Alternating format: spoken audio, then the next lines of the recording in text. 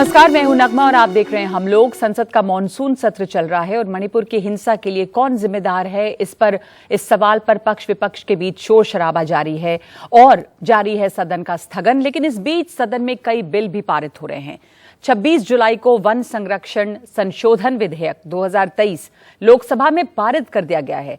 इस बिल का लंबे समय से देश के कई हिस्सों में विरोध भी किया गया। इसके पीछे पर्यावरणविदों की गंभीर चिंताएं हैं। तो बिल में क्या है, विरोध क्या है, पहले ये जानते हैं। तो सबसे पहले देखिए कि क्या है ये नया वन संरक्षण बिल। आपको जानना चाहिए इसके बारे में। अंतर्राष्ट्रीय सीमा के इस बिल के तहत में ये है कि अंतर्राष्ट्रीय सीमा के 100 किलोमीटर के भीतर वन भूमि जो है वो संरक्षण से अब बाहर है। यानी अगर अंतर्राष्ट्रीय सीमा है तो उसके 100 किलोमीटर के भीतर जो भूमि आती है जंगल की, वो संरक्षण के बाहर है। राष्ट्रीय सुरक्षा में होने वाले निर्माण के लिए मंजूरी जरूरी नहीं होगी। ये छूट तभी मिलेगी जब क्षतिपूर्ति वृक्षारोपण हो। वन क्षेत्रों का नए सिरे से वर्गीकरण होगा। सरकारी रिकॉर्ड या वन अधिनियम के तहत अधिसूचित क्षेत्र जो है वही वन माने जाएंगे। जिस वन को सरकारी मान्यता नहीं मिली है वो संरक्षण से बाहर है। सुरक्षा इंफ्रास्ट्रक्चर के लिए 10 हेक्टेयर वन क्षेत्र में छूट है। रेलवे और सड़क के साथ लगे 0.1 हेक्टेयर वन क्षेत्र को छूट है। स्थानीय जनजाति ग्राम पंचायतों से इजाजत जरूरी नहीं है। अब इको टूरिज्म, चिड़ियाघर और सवारी गतिविधियों को छूट है। तो ये है कि ये नया जो वन संरक्षण बिल है उसमें ये तमाम चीजें आती हैं। अब ये देखना है कि इस पर आपत्ति क्या है। ये अगर बन रहा है विधेयक या कानून बनेगा तो इस पे आपत्ति ये है कि कहा जा रहा है कि महत्वपूर्ण वन क्षेत्र खतरे में है। कुछ राज्यों का पूरा हिस्सा अंतर्राष्ट्रीय सीमा के 100 किलोमीटर के दायरे में है, जिसमें नॉर्थ ईस्ट के स्टेट्स हैं त्रिपुरा, मेघालय, मिजोरम, नागालैंड, सिक्किम। मेघालय का पूरा इलाका 100 किलोमीटर के दायरे में है और उत्तर पूर्व में काफी कुछ ऐसा है। हिमाचल, उत्तराखंड, जम्मू कश्मीर को खतरा है। जो जंगल सरकारी रिकॉर्ड में नहीं है वो संरक्षण से बाहर है। प्राइवेट जंगल वन क्षेत्र के टुकड़े एफसीए संरक्षण जो है वो खो देंगे। संरक्षण खोने का मतलब क्या है? मतलब ये है कि बिना मंजूरी के वहां पर जंगलों की कटाई हो सकती है और इसकी जांच भी नहीं होगी। और इकोसिस्टम जो बर्बाद होता है, नष्ट होता है, उसके संरक्षण के लिए कोई प्रावधान नहीं होगा। जो नेचुरल इकोसिस्टम, उसकी तुलना में जो कमर्शियल वृक्षारोपण होता है, यानी कि प्लांटेशन, ट्री प्लांटेशन, उससे इसकी भरपाई नहीं हो सकती। ये कह रहे हैं पर्यावरणविद, उसकी तुलना नहीं की जा सकती। प्राकृतिक इकोसिस्टम के एक बार नष्ट होने के बाद उन्हें फिर स्थापित करना कठिन है। तो अब ये आपत्तियां हैं और आपको बता दें कि 4 विपक्षी सांसदों की असहमति के बावजूद केंद्र के प्रस्ताव को मंजूरी मिली है। लोकसभा में बिल पास है। 100 से ज्यादा पूर्व सिविल सेवकों ने बिल के खिलाफ संसद को पत्र लिखा था। वैसे हमारा जो लक्ष्य है कि भारत में 33% वन क्षेत्र होना चाहिए, जो कुल भौगोलिक क्षेत्र है उसका सिर्फ 24.65% वन क्षेत्र में आता है। तो हम ये सवाल आज पूछ रहे हैं कि जंगलों का जो नया कानून बन रहा है वो पर्यावरण के बचाने के लिए क्या काफी है? क्या हमें ऐसा ही कानून चाहिए था? और इस पर इस समय चर्चा के लिए हमारे साथ जो मेहमान मौजूद हैं, आपको पहले उनसे मिलवा दें। हमारे साथ दिल्ली के स्टूडियो में हैं देबादित्य सिन्हा, जो क्लाइमेट और इकोसिस्टम से जुड़े हुए हैं, विधि सेंटर फॉर लीगल पॉलिसी में काम करते हैं। और हमारे साथ यहाँ पर दिल्ली स्टूडियो में है आर रश्मि, जो फॉर्मर स्पेशल सेक्रेटरी है ministry of environment, forest and climate change. इसके अलावा हमारे साथ बाकी मेहमान जूम से जुड़ते हैं। Professor Yashpal Sundriyal, farmer professor हैं जियोलॉजी के हेमवती नंदन बहुगुणा यूनिवर्सिटी में गढ़वाल में हैं, जो जियोलॉजिस्ट हैं। और इसके अलावा डॉक्टर शरद चंद्र हमारे साथ जुड़ रहे हैं। शरद चंद्र लेले डिस्टिंग्विश फेलो हैं आत्री के। नवनीत विभव हैं जो कि एनवायरमेंटल लॉयर हैं।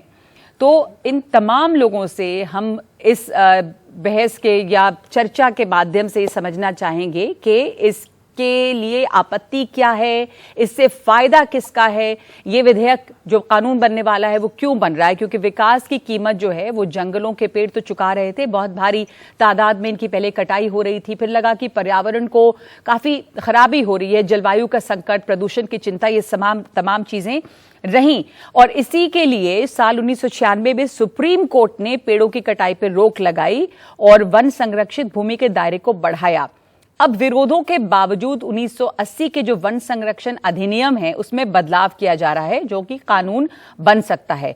तो पर्यावरण पर इसका क्या असर पड़ेगा, ये हम इस समय समझना चाहेंगे। तो मैं आपसे शुरुआत करना चाहती हूं कि ये जो बनने वाला है अब कानून, इसमें आपको लग रहा है कि ये कानून जरूरी था इस समय और पर्यावरण के लिए ये जरूरी था?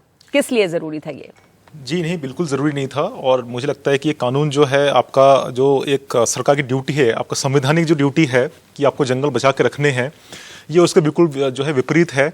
और इसमें जो भी संशोधन है वो उसको रिलैक्स करें। आप प्रीएम्बल देखेंगे, उसका जो लिखा हुआ है वो बहुत अच्छा देखने में लग रहा है कि ये बढ़ाएंगे, वो करेंगे, लेकिन आप मेजोरिटी जो पढ़ेंगे अंदर जो चेंजेस हैं, वो जो संशोधन है वो बहुत ही ज़्यादा रिलैक्स कर रहे हैं।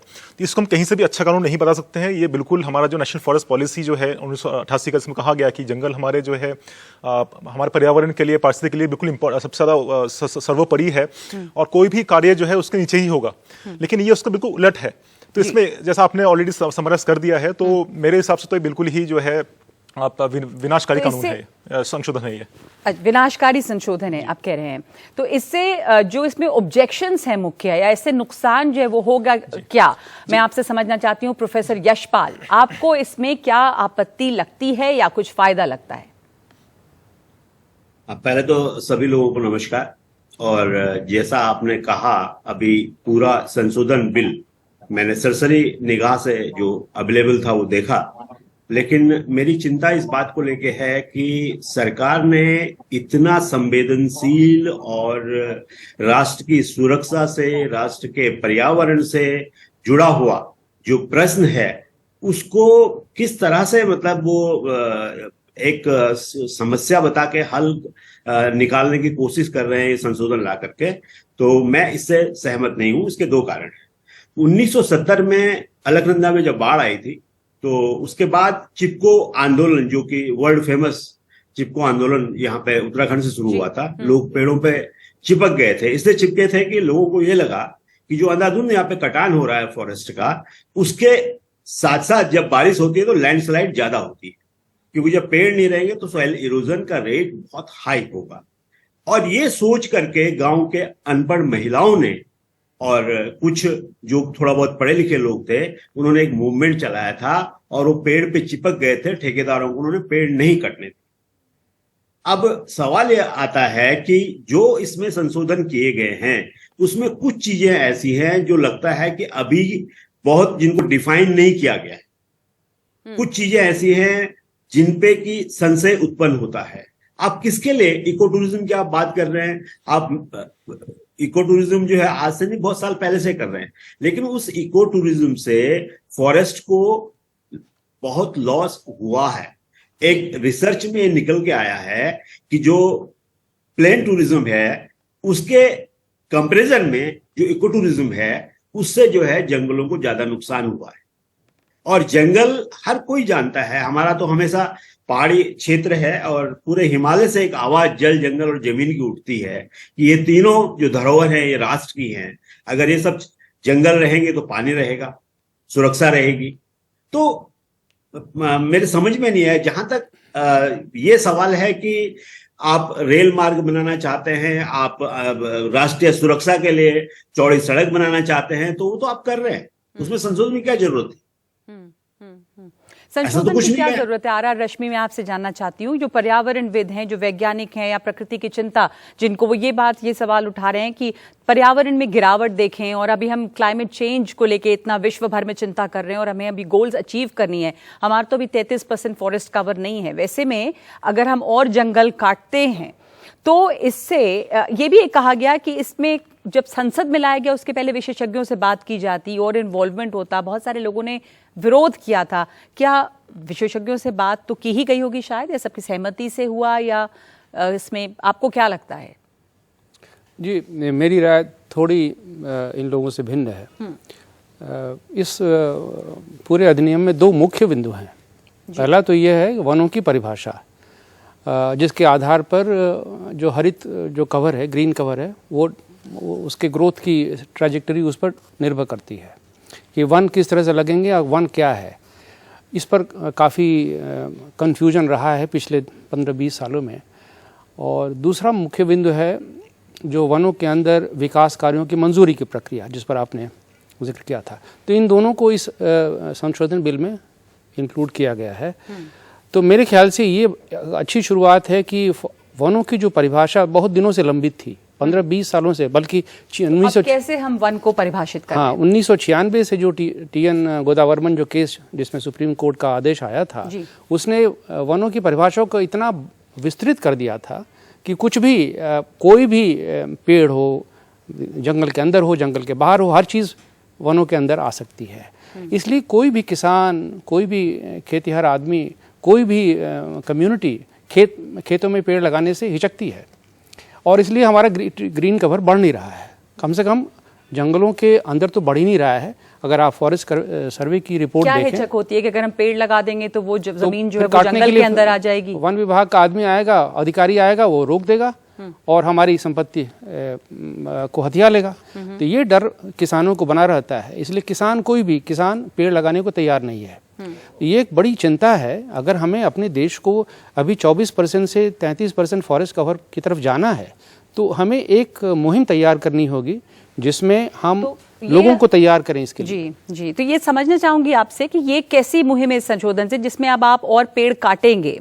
यानी कि इसमें तो ये है कि जो जैसे नॉर्थ ईस्ट के बहुत सारे राज्य हैं जहां पर पूरे के पूरे राज्य ही वो 100 किलोमीटर के दायरे में आ जाएंगे, क्योंकि वहां पे अंतर्राष्ट्रीय बॉर्डर है। वहां पे जब जंगल कटेंगे तो फिर हम जंगल का कवर बढ़ाएंगे कैसे? मतलब सिंपल इसमें समझें तो ये तो विरोधाभास लगता है। इसके लिए इस अंतर को समझना होगा कि हम एक जंगल की बात करते हैं और एक जंगलों से बाहर की खेती की जमीन की बात करते हैं। जी, मैं जो बात कर रहा था जंगलों से बाहर खेती और वैयक्तिक जो संपत्ति है उसकी ज़मीन पर, और ज़्यादातर अभी हमारे जो ग्रीन कवर का 3% खेतों में है, बाहर जंगलों से बाहर है, 21% जंगलों के अंदर है।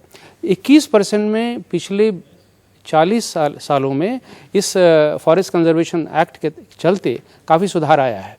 फॉरेस्ट का डाइवर्शन रुका है, और फॉरेस्ट के डाइवर्शन की एक प्रक्रिया है, वो प्रक्रिया अभी भी चल रही है। ऐसा नहीं है कि इस एक्ट के अंदर हम किसी विकास कार्य को मंजूरी नहीं मिलती है, अभी भी मिलती है। वो 100 किलोमीटर का दायरा हो या 10 किलोमीटर का दायरा हो या 5 किलोमीटर का दायरा हो, जिसमें विकास कार्य के लिए अगर सड़कें बनानी हैं, स्कूल बनाने हैं, अस्पताल बनाने हैं, मिलिट्री इंस्टॉलेशंस बनाने हैं, तो उसके लिए एक प्रक्रिया है। इस अधिनियम में सिर्फ इतना ही हुआ है कि उस प्रक्रिया को अब इस अधिनियम के अंतर्गत एक सिंप्लीफाइड रूप दे दिया गया है। ये सिंप्लीफाइड रूप है डॉक्टर शरद चंद्र ले ले, या फिर अब ये है कि आपको किसी तरह की कोई इजाजत लेनी ही नहीं है? तो आपको क्या डर इससे लगता है? क्योंकि अभी भी जमीन तो इस्तेमाल हो रही है, डेवलपमेंट विकास के कार्यों के नाम पे इजाजत मिलती है, तो अब क्या बदलेगा? तो ये मैं पहले कहना चाहूंगा कि जैसे रश्मि जी ने कहा, इसके लिए अभी भी प्रक्रिया है। विकास कार्यों के लिए आपको अगर जंगल क्षेत्र की कोई जमीन चाहिए तो उसके लिए प्रक्रिया अभी भी है। और अगर हम गए 10-20 सालों का अगर इतिहास देखेंगे तो कहीं बहुत ही कम ऐसे उदाहरण हैं जहां पे इस प्रक्रिया को कहीं रोक लगाई गई है। जहां पे फॉरेस्ट क्लियरेंस के लिए आवेदन आए हैं, और गए 10 साल में तो बहुत जल्दी और बहुत तेजी से और बिना कुछ रुकावट के इन चीजों के लिए अनुमति दी गई है। तो मैं समझता हूं कि समस्या उसमें है कि हम जो प्रक्रिया भी रखे हैं वो कुछ खास वन को संरक्षण देने का काम नहीं कर रही है। तो अभी तो उसमें से आपने पूरी अगर छूट दे दी तो फिर मतलब जो पहले से चलते आ रहा है उसी को आप ज्यादा बढ़ावा दे रहे हैं। क्योंकि हमको ध्यान में रखना है कि गोदावरम की जो ऑर्डर निकली 1996 में, सुप्रीम कोर्ट ने जो ऑर्डर निकाली, उसका मकसद क्या था? उसमें विशेष रूप से उनका ध्यान इस चीज पर था कि 1980 का जो वन संरक्षण कानून है वो वन भूमि के डाइवर्जन के बारे में एक प्रक्रिया बता रहा है, लेकिन वन भूमि क्या है इसके बारे में अस्पष्टता इसलिए रही कि हमारे कानून के हिसाब से अगर हम देखेंगे तो कुछ राज्य ऐसे हैं और कुछ जमीनें ऐसी हैं जो यहाँ पर पूरा जंगल है, वो सरकारी जमीन है, पूरा जंगल उस पर है, लेकिन वो कानून में मतलब रिकॉर्ड में उसका जंगल ऐसा वर्णन नहीं है, उसका मद कुछ और दिया गया है। मैं एक तो मेरे कर्नाटक राज्य का उदाहरण दूंगा जहाँ पे सह्याद्री के क्षेत्र में कई ऐसे जंगल थे जिनको गोचर का नाम दिया गया, मद में गोचर बताया गया। आप अगर अरुणाचल में जाएंगे, आप अगर मेघालय में जाएंगे तो ये उनके निजी वन है, उनके सामुदायिक वन है, तो उसको रिकॉर्ड में कहीं वन ऐसा नाम नहीं दिया था मद का। तो इससे ये हुआ कि फिर ये जो कानून था 1980 का वहां पे लागू नहीं हो रहा था, जहां पे सचमुच सामुदायिक जमीन है, सरकारी जमीन है, लेकिन आप वहां पे ये कानून लागू नहीं कर रहे हैं। तो गोदावरम की जो ऑर्डर है वो मुख्य रूप से इस विषय के लिए ऑर्डर है कि कई सारा क्षेत्र है। अगर फॉरेस्ट सर्वे ऑफ इंडिया का आप अभी का रिपोर्ट देखेंगे तो फॉरेस्ट सर्वे इंडिया खुद कह रही है कि रिकॉर्डेड फॉरेस्ट एरिया में 72% जंगल है, लेकिन बाकी का 28% जंगल जो है रिकॉर्डेड फॉरेस्ट एरिया के बाहर है। तो उसमें मान लीजिए थोड़े बहुत निजी जंगल है या निजी प्लांटेशन है, उसको भी अगर हम काट दे तो 20-25% जो जंगल है वो रिकॉर्डेड फॉरेस्ट एरिया के बाहर है। अब जो है ये कानून कहता है कि अगर वो रिकॉर्डेड फॉरेस्ट नहीं है, अगर उस कानून में उसका मद रिकॉर्ड में अगर दर्ज नहीं हुआ है तो उसमें से छूट हुई है। मतलब 1996 का गोदावरी जजमेंट आपने पूरी तरह से काट दिया। आपको ऐसा लग रहा है, हमारे साथ नवनीत विभव हैं जो एनवायरमेंटल लॉयर हैं, कि जो 1996 का गोदावरी जजमेंट की बात हो रही है, क्या ये इसको नजरअंदाज कर रहा है? अब ये जो संशोधन है, जो विधेयक है, जो कानून बनने वाला है, जो 1996 में गोदावरी में जजमेंट था, वो कमजोर पड़ सकता है, क्योंकि वो जो जजमेंट था उसमें फॉरेस्ट कंजर्वेशन का जो के कानून का दायरा और बढ़ा था, और कोई भी जमीन जिस रिकॉर्ड में जिसे जंगल कहा गया हो वो संरक्षण के दायरे में आती थी। तो ये क्या सुप्रीम कोर्ट के उस जजमेंट को कमजोर करता है? नवज जी, मेरा ये मानना है कि कुछ हद तक तो करता है, क्योंकि और मुझे ऐसा लगता है कि जो सुप्रीम कोर्ट का जजमेंट था उसमें जो उद्देश्य था, उस उद्देश्य को भी कुछ हद तक इसमें आई थिंक हम मार्ग से हट रहे हैं। और ये थोड़ा, मैं दुखद तो नहीं कहूंगा, बट हमारे जो पर्यावरण मंत्री हैं वो खुद एक जमाने में गोदावरमन जो केस है उसमें एज अ लॉयर अपीयर हुआ करते थे, उन्होंने उस पर किताब लिख रखी है। तो मुझे इस पर थोड़ा सा आश्चर्य हो रहा है कि कैसे अचानक से सब नजरअंदाज करके उन्होंने ये किया है। जो भी पारित अभी होने वाला है, अभी तो हुआ है नहीं, ऑलमोस्ट हो गया है, मतलब अब तो खैर ज्यादा कुछ बचता है नहीं। बट देखिए, एक चीज मैं जरूर कहूंगा कि सरकार ने खुद को काफी ज्यादा इसमें पास दे दिए हैं। और अब क्योंकि जो होता क्या था कि हर चीज की एक प्रक्रिया होती है, और वैसे भी अगर हम कोई कानून भी बना रहे हैं तो उसकी भी एक प्रक्रिया है। और एक कारण से हम कहते हैं कि जो पब्लिक कंसल्टेशन कहते हैं, या पहले हम एक उसका ड्राफ्ट रिलीज करते हैं, तो उसका सबका एक महत्व है। और अगर हम सब चीज पूरी तरह से नजरअंदाज कर दें और लोग अगर कुछ उसमें त्रुटियां अगर बताते हैं या कहते हैं कि भाई इसको अगर हम ऐसे ना करें या इसको थोड़ा इंप्रूव कर दें, तो किसी कारण से कहते हैं, तो हमारा ये दायित्व तो बनता है कि हम उसको थोड़ा और अध्ययन करें, देखें कि क्यों ऐसा कहा जा रहा है। तो मेरा मानना है, क्योंकि अगर आप रिपोर्ट पढ़ें तो भाई इन विषयों पर चर्चा की गई है।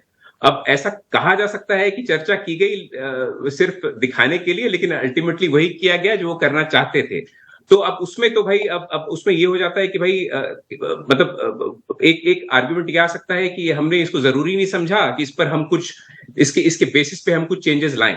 बट अब जब हम ऐसे स्टेज पे आ गए हैं जहां ये कानून बनने वाला है, तो मैं आपके इस मंच से बस यही मेरी एक रिक्वेस्ट रहेगी कि क्योंकि सरकार ने खुद को बहुत ज्यादा पास दे दिए हैं यहाँ पे, तो जो भी चीज है, और क्योंकि जैसा शुरू में कहा गया कि जो अगर आप प्रियम्बल पढ़ें, जो भूमिका है, तो उसमें ये कहा जा रहा है कि अंतर्राष्ट्रीय स्तर पर हमारा जो भी हमारे जो रिस्पॉन्सिबिलिटीज हैं और ये सब चीजें हैं, उसको मीट करने के लिए हम ये कर रहे हैं। आज हम 24% हैं, हमें 33% करना है, क्योंकि अगर हमें वहां जाना है तो हम ये सब कर रहे हैं।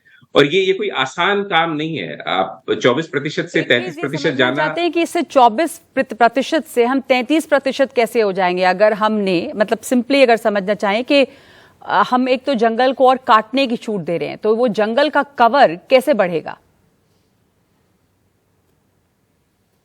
ये देखिए, ये उत्तर देना आई थिंक हमारे पैनल में किसी के लिए संभव नहीं होगा, क्योंकि जो इसमें प्रोविजंस हैं वो काटने की बात कर रहे हैं। और ऐसे जो हमने नाम में बदलाव किया है, वहां हम कह रहे हैं कि हम वृक्षारोपण भी करेंगे, क्योंकि हिंदी में जो शब्द जिसका प्रयोग किया गया है। तो वन संरक्षण संशोधन विधेयक जो लोकसभा से पास हो गया, अब जल्दी राज्यसभा से भी पास होगा, लेकिन इसके पास होने से हमारे जंगलों और जो जंगलों के किनारे बसे राज्य हैं उन पर क्या असर पड़ेगा, इस पर यह चर्चा जारी रहेगी एक ब्रेक के बाद।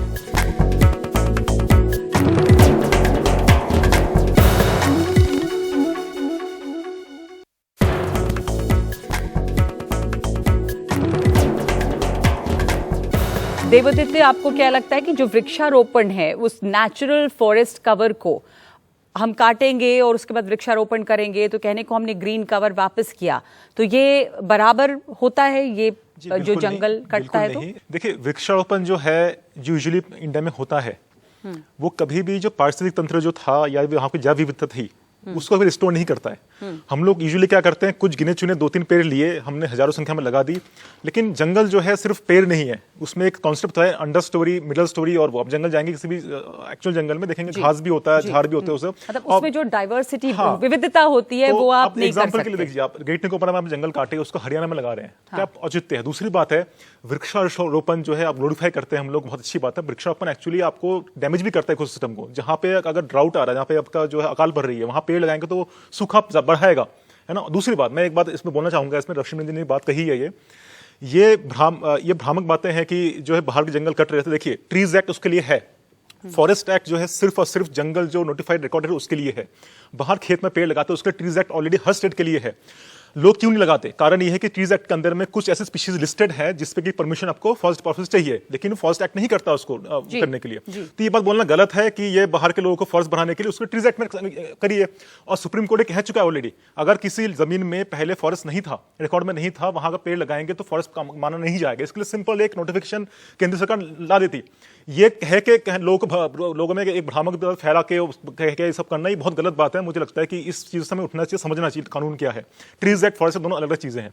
ट्रीज एक्ट, फॉरेस्ट एक्ट दोनों अलग अलग चीजें हैं, और दूसरे की जो वृक्षारोपण है उस जंगल को वो रिप्लेस नहीं कर सकता। अगर उत्तर पूर्व की बात की जाए तो उत्तर पूर्व में भी ये है कि चूंकि वो यहाँ पे इंटरनेशनल बॉर्डर है, तो उसमें 100 किलोमीटर का इलाका अगर हम छोड़ रहे हैं तो फिर बचेगा क्या? इसको कैसे समझें?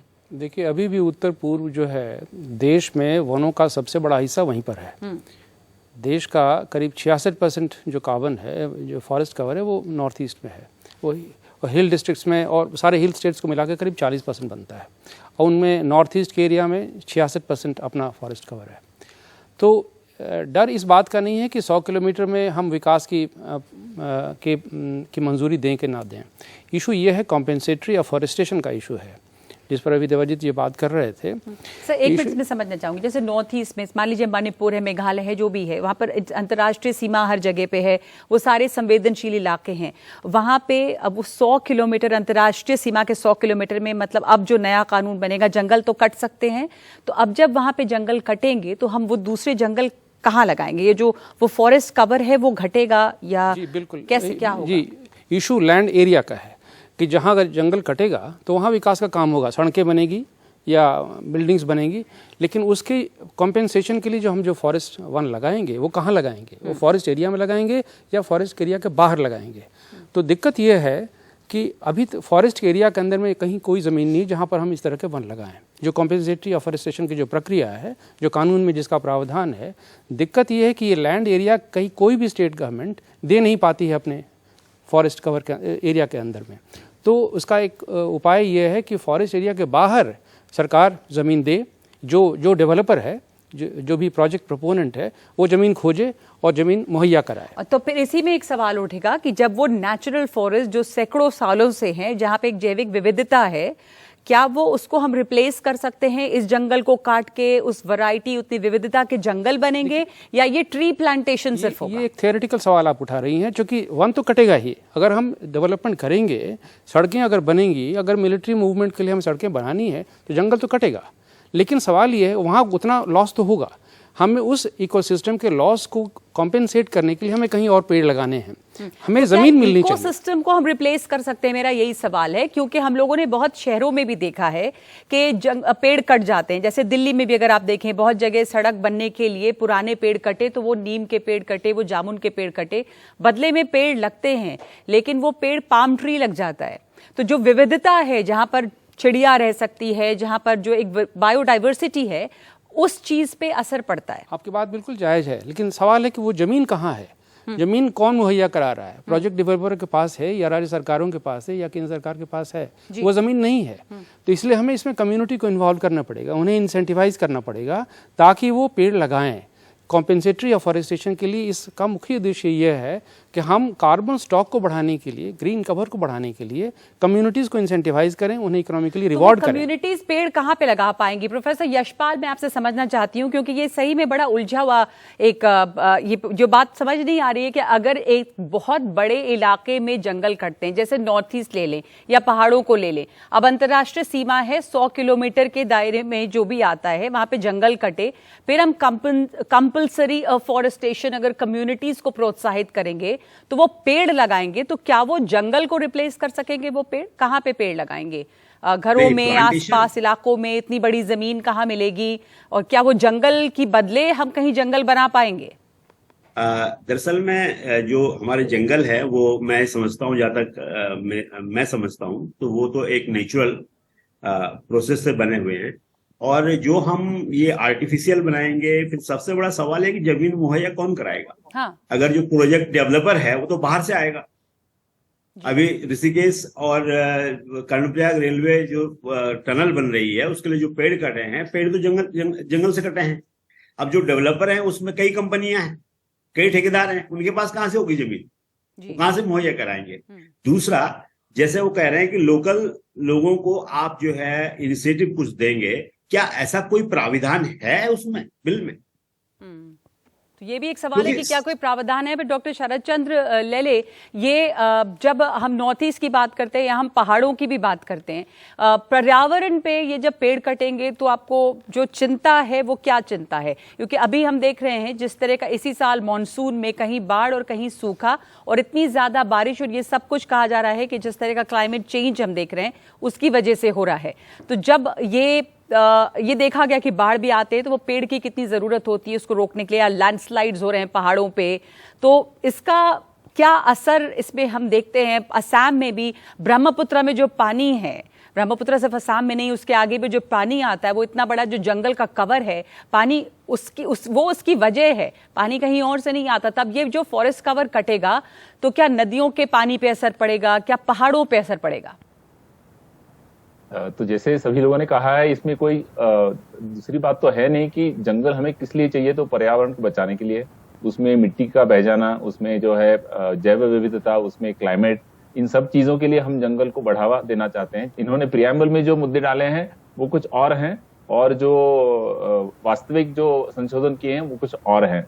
तो हमको ये समझने की जरूरत है कि प्रियम्बल में भले आप कुछ कहें, लेकिन संशोधन में आपने जो अगर ढील दे दी है तो जंगल ज्यादा ही कटने वाला है। और ये जो सामुदायिक जंगल की बात हो रही है, या हम कहें कि कम्युनिटी को कहें कि वो जंगल को बढ़ावा दें, तो इस कानून में और इसके पहले 2022 में जो इसके रूल्स जो हैं, इसी कानून के जो रूल्स हैं, फॉरेस्ट कंजर्वेशन एक्ट के जो रूल्स हैं, उसमें जो संशोधन हुआ है वो भी बहुत खतरनाक संशोधन हुआ है कि वन अधिकार कानून 2006 के अंतर्गत जो भी सामुदायिक अधिकार लोगों को मिले, उसके कारण इस कानून में संशोधन हो चुका था कि अगर किसी क्षेत्र पे, किसी जंगल क्षेत्र पे लोगों का सामुदायिक अधिकार है, तो फिर जब आप उस जंगल में से किसी जंगल को अगर आप डाइवर्ट करना चाहते हैं खदान के लिए या हाईवे के लिए और किसी चीज के लिए, तो फिर उस समुदाय की, जिसका वहां पे सामुदायिक अधिकार बनता है, उनकी भी अनुमति आपको लेना जरूरी है। और नियमगिरी जजमेंट सुप्रीम कोर्ट ने जो दिया, उसने भी इसको कायम किया कि हाँ, ये अनुमति लेना जरूरी है।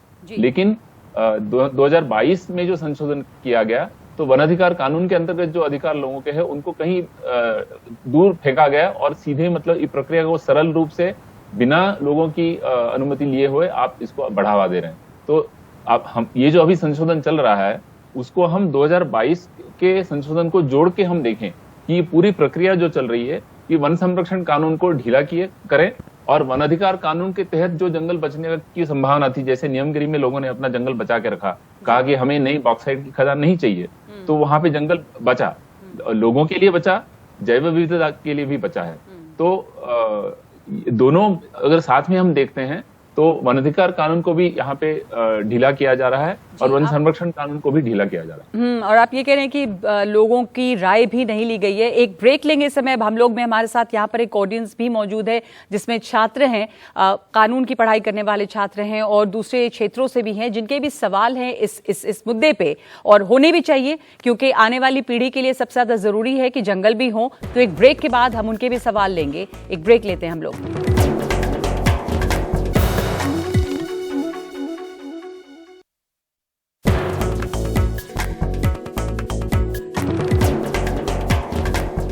इस बिल में आपने बात करी कि आप लोग पेड़ लगाएंगे, बट पेड़ लगाना सिर्फ एक सोल्यूशन नहीं है, उस पेड़ की, उस जंगल की आपको देखभाल भी करनी पड़ेगी, तो उसकी जिम्मेदारी कौन लेगा? एंड सेकंड थिंग, क्या कहते हैं, इस बिल में आप लोगों ने क्या इंडिजीनियस पीपल वहाँ के जो लोकल कम्युनिटी है उनको इंक्लूड किया है? वनों का मैनेजमेंट और उनका संरक्षण तो बिल्कुल आवश्यक है। संरक्षण एक प्रक्रिया के अंतर्गत होता है, जिसकी प्रक्रिया क्या इस बिल में है कि कौन जिम्मेदार होगा देखरेख का? जिम्मेदारी अभी भी फॉरेस्ट विभाग की है और साथ साथ कम्युनिटीज़ की है। फॉरेस्ट राइट्स एक्ट बना हुआ है कि जो लोग रहते हैं जंगलों के अंदर, उनके भी राइट्स हैं, उनको प्रिजर्व किया जाएगा।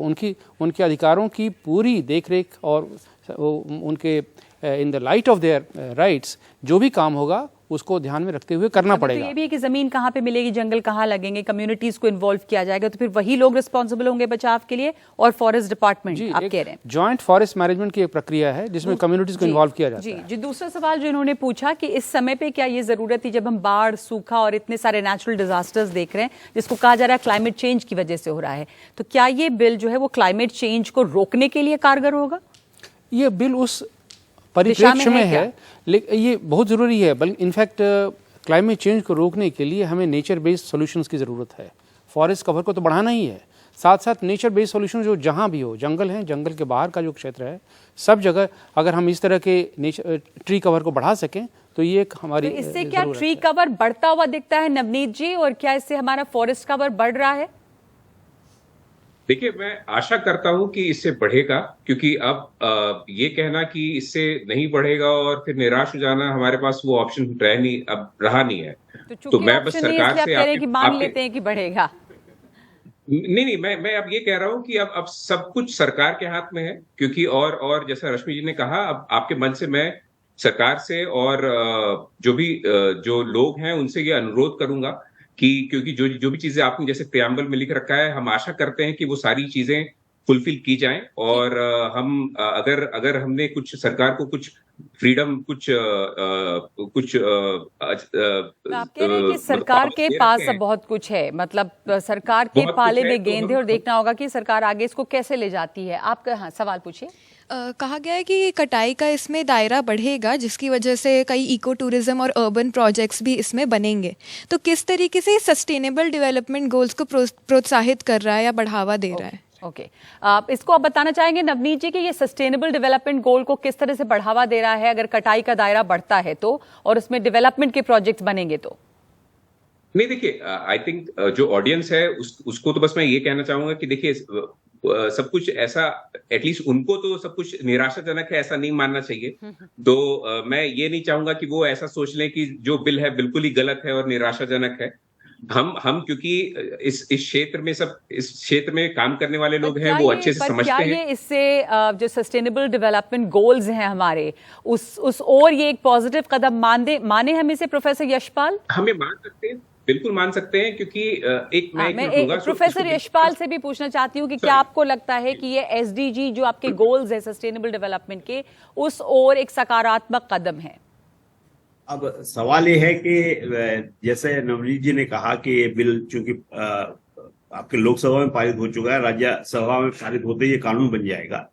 तो अब अगर हम इसके बारे में कुछ भी नकारात्मक सोचेंगे तो वो बहुत अच्छा नहीं होगा। लेकिन मेरा कहना यह है कि सरकार को इस पर बहुत गंभीरता से, और जब ये कानून इम्प्लीमेंट होगा तो तब हमें पता चलेगा कि सस्टेनेबल डेवलपमेंट के लिए ये कानून कितना कारगर है। और निश्चित रूप से अगर इससे कोई ज्यादा फायदा नहीं होता है तो मुझे उम्मीद है कि सरकार इसमें फिर से एक संशोधन है या उसको सोचेगी कि शायद इसको लाना पड़ेगा, या संशोधन होने चाहिए। तो इस नए कानून के बाद जो जंगल कटेंगे विकास के लिए, इंफ्रास्ट्रक्चर डेवलपमेंट के लिए या सुरक्षा के नाम पे, क्या उनके बदले में जो जंगल लगेंगे वो उस बायोडाइवर्सिटी को बचा पाएंगे? ये भी एक बड़ी चिंता है जो हम समझेंगे जानकारों से इस ब्रेक के बाद।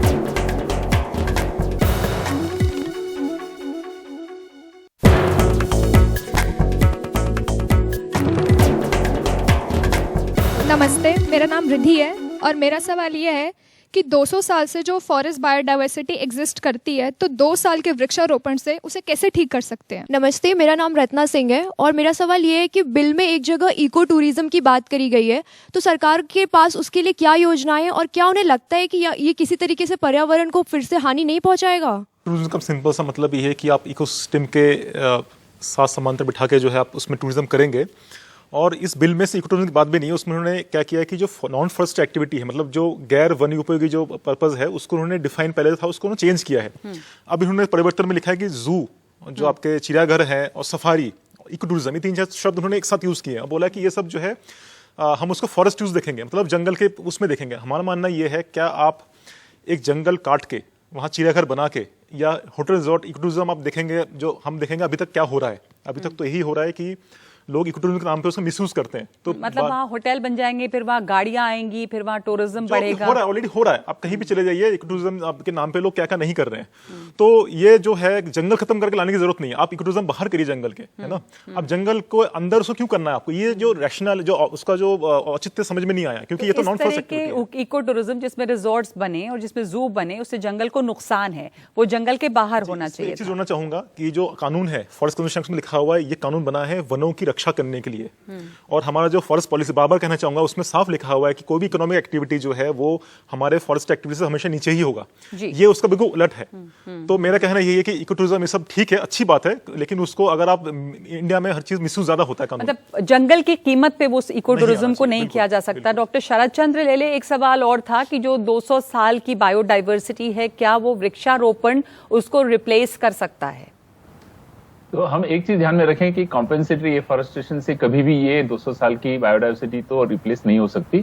ये सब लोग जानते हैं। ये अभी इसी संशोधन कानून के अंतर्गत नहीं हो रहा है। ये तो पहले से ही, मतलब जब 1980 का कानून पारित हुआ तो उसमें कॉम्पेंसेटरी एफॉरेस्टेशन की बात की गई, और तभी से ये चिंता लोगों को लगी है कि आप 100 हेक्टेयर जंगल को किसी खदान के लिए दे रहे हैं और कहीं पे 100 हेक्टेयर के लिए प्लांटेशन लगा रहे हैं, तो ये कोई उसका कॉम्पेंसेशन तो हो नहीं रहा।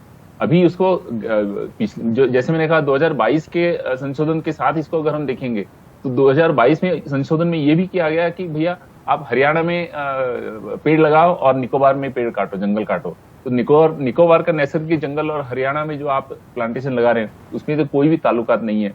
तो ये इस समस्या को हम बढ़ावा दे रहे हैं कि कॉम्पेंसेटरी एफॉरेस्टेशन वैसे भी कमजोर कॉम्पेंसेशन है, उसको आप और भी बढ़ावा दे रहे हैं। दूसरी समस्या और बढ़ रही है। एक आखिरी सवाल, आप नीचे यहाँ माइक दे दें। अच्छा ठीक है, आप भी पूछ लो और इनको भी। हाँ, नमस्कार सर, मेरा नाम दिव्या मुर्जा है। मेरा सवाल आपके लिए है। आज से 2.5 साल पहले जम्मू कश्मीर में राइका फॉरेस्ट काटने के लिए 38,000 ट्रीज का बिल अमेंडमेंट पास हुआ था। जहाँ पर 36 हेक्टेयर लैंड कटना था, वहाँ पर 40 हेक्टेयर लैंड का बिल पास हुआ था। Every hectare count sir, what is the guarantee कि अगर अभी भी ये बिल पास होता है, आप कह रहे हैं कि डेवलपमेंट में हेल्प करेगा, क्या गारंटी है कि अगर 10 हेक्टेयर लैंड चाहिए उस रोड को बनाने के लिए तो 10 हेक्टेयर लैंड ही यूज होगा? जंगलों का वो हिस्सा जो बायोडाइवर्सिटी के लिए बहुत महत्वपूर्ण है, जो हमारे यहाँ बायोडाइवर्सिटी हॉटस्पॉट्स माने जाते हैं, उनको तो बिल्कुल पूरा संरक्षण मिलना चाहिए और इसके लिए डिफाइंड एरियाज हैं। इनफैक्ट फॉरेस्ट डिपार्टमेंट ने उसकी पूरी मैपिंग कर रखी है। तो ज़रूरत इस बात की है कि इस एक्ट के अंतर्गत या हमारी बाकी जो प्रक्रियाएं हैं उसके अंतर्गत उन बायोडाइवर्सिटी हॉटस्पॉट्स की पूरी सुरक्षा की जाए। अनफॉर्चुनेटली इस एक्ट में मैंने वो प्रिस्टीन और रिजर्व फॉरेस्ट का जो कॉन्सेप्ट था उसकी चर्चा नहीं देखी है। लेकिन मूल मुद्दा यही रह जाता है कि अगर वनों के अंदर विकास की जो आवश्यकता पड़ती है वो अनिवार्य है, वो होगा ही, कभी न कभी ज़रूरत तो पड़ती ही है। तो उसके लिए भरपाई हम कैसे करेंगे? उसके लिए हमें ज़मीन की ज़रूरत है और सबसे बड़ी बात कम्युनिटीज़ के इन्वॉल्वमेंट की ज़रूरत है। जो इसकी प्रक्रिया बड़ा सवाल है ना कि क्या कम्युनिटीज़ को इन्वॉल्व किया गया या क्या विशेषज्ञों की राय ली गई या लोगों की जो आपत्तियां थी, क्या उनको इस बिल में दर्ज किया गया कि उस हिसाब से कुछ चीजें देखी जाए? पहले से है जो उसको हम कहते हैं कॉम्पेंसेटरी एफॉरेस्टेशन फंड एक बना हुआ है कि जहाँ भी जो भी लैंड डाइवर्ट होता है उसके लिए जो कॉम्पेंसेशन एक फंड बना हुआ है जो राज्यों के अंतर्गत बढ़ता है। ठीक है, तो अभी सबसे बड़ी चिंता यही है कि अगर ये जंगल, जैसे तमाम लोगों के सवालों से लग रहा है कि अगर जो ये नया संशोधन हो रहा है वो कानून बन गया, क्योंकि विधेयक पास हो गया है लोकसभा में, अब राज्यसभा में पास हो ही जाएगा और उसके बाद ये कानून बनेगा, तो क्या इससे हमारे जो जंगल हैं उनको नुकसान पहुंचेगा और उसकी भरपाई हो पाएगी क्या? पर्यावरणविदों की इसके पीछे गंभीर चिंताएं हैं, जिसको बताया गया कि कई जगहों पे जंगल बहुत ज्यादा कटेंगे, जो विविधता है वो घटेगी, लेकिन विकास भी जरूरी है। तो कैसे वो विकास हो जो सस्टेनेबल भी भी हो, और क्या हम सस्टेनेबल गोल की तरफ, एनवायरनमेंट के जो सस्टेनेबल गोल्स हैं उस तरफ हम बढ़ रहे हैं, सस्टेनेबल डेवलपमेंटल गोल्स। तो अब ये जल्द ही कानून बनने वाला है और तमाम ये चिंताएं भी हैं। पर जैसा किसी हमारे एक पैनलिस्ट ने कहा कि अगर लगता है कि ये बहुत कारगर नहीं है, शायद गुंजाइश होगी इसमें और आगे भी संशोधन करने की। बहुत धन्यवाद आप तमाम लोगों का अपनी अपनी बातों को रखने के लिए, अपनी राय, इसके पक्ष में क्या बातें हैं, इसके विरोध में क्या बातें हैं, हमें बताने के लिए धन्यवाद।